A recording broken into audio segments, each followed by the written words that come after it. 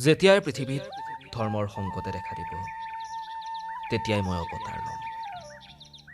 দুষ্টক দমন কৰিম আৰু শান্তক পালন মোক যি ভাৱেৰে ভক্তি কৰা মই তাতেই সন্তুষ্ট হ'ম মহাদেৱ কৃষ্ণ শ্ৰীৰাম যি নামেৰে ভক্তি কৰা মই তোমাৰ ওচৰ পাম এতিয়া অযোধ্যাত উখল মাখল পৰিৱেশ ৰাম মন্দিৰ হ'ব ভক্তসকল দূৰ দূৰণিৰ পৰা আহিব এবাৰ দৰ্শন পাবলৈ মুখে মুখে কেৱল উচ্চাৰিত হ'ব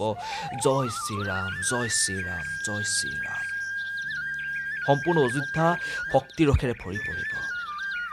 ধৰ্মৰ জয় হ'ব আৰু অধৰ্মৰ পৰাজয় প্ৰিয় বন্ধু লিখনিটো শুনি আপোনালোকে কেনেকুৱা পালে সকলোৱে ভাল পালে বুলি আশা কৰিছোঁ ভাৰতবাসীৰ কাৰণে গৌৰৱৰ এক মুহূৰ্ত অযোধ্যাত ৰাম মন্দিৰ স্থাপন কৰা হ'ল আৰু এনে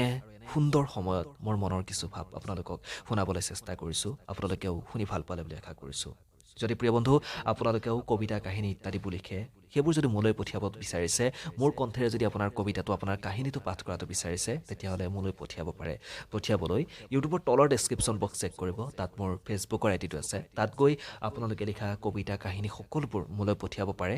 আৰু যদি প্ৰথমবাৰ কাৰণে আপোনালোকে মোৰ ভিডিঅ'সমূহ চাই আছে তেতিয়াহ'লে এই চেনেলটো ছাবস্ক্ৰাইব কৰিব আৰু একেবাৰে নাপাহৰিব চেনেলটো ছাবস্ক্ৰাইব কৰিব আৰু আপোনালোকে লিখা কবিতা কাহিনী সকলোবোৰ মোলৈ পঠিয়াব মই আপোনালোকৰ কবিতা কাহিনীসমূহ আমাৰ এই চেনেলটোকে প্ৰচাৰ কৰি যাবলৈ চেষ্টা কৰিম তেতিয়াহ'লে আজিৰ এই ভিডিঅ'টোৰ পৰা ইমানতে বিদায় লৈছোঁ যোৱাৰ আগত সদায় কোৱাৰ দৰে আজি পুনৰ এবাৰ আপোনালোকক কওঁ পুনৰ লগ পাম ধন্যবাদ জয় শ্ৰীৰাম